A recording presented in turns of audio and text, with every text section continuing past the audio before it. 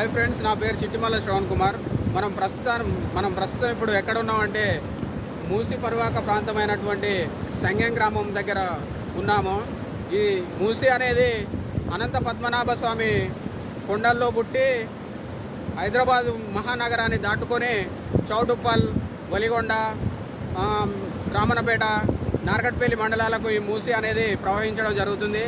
ఈ మూసి హైదరాబాద్ మహానగరంలో ఉన్నటువంటి డ్రైనేజీ మొత్తం ఈ మూసిలో కలవడం జరుగుతుంది.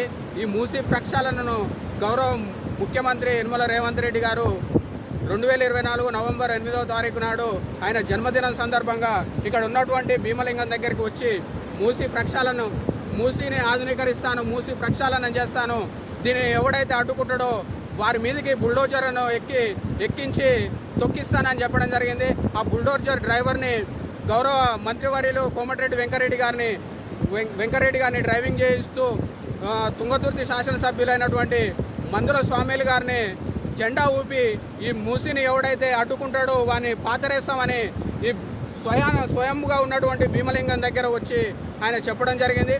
ఈ మూసిని ఆధునీకరించి ఈ మండలాలకు తగినటువంటి మంచినీరు అందించాలని ఈ సందర్భంగా మేము విజ్ఞప్తి చేస్తున్నాం.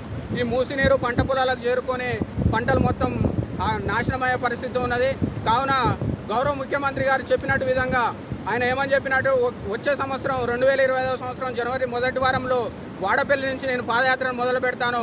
ఆ పాదయాత్రను ఎవడైతే అడ్డుకుంటాడో వాన్ని ఆ ప్రజల సమక్షంలోనే నిలదీస్తానని చెప్పడం జరిగింది. ఇంతవరకు ఆయన చెప్పినటువంటి అవి చెప్పిన మాటలే కానీ ఆ మాటలు సచివాలయం గేటు కూడా దాటడం లేదు. తక్షణమే గౌరవ ముఖ్యమంత్రి గారు ఈ మూసిని ఆధునీకరించాలని ఈ యొక్క ప్రాంత ప్రజానికంగా మేము డిమాండ్ చేస్తా ఉన్నాం.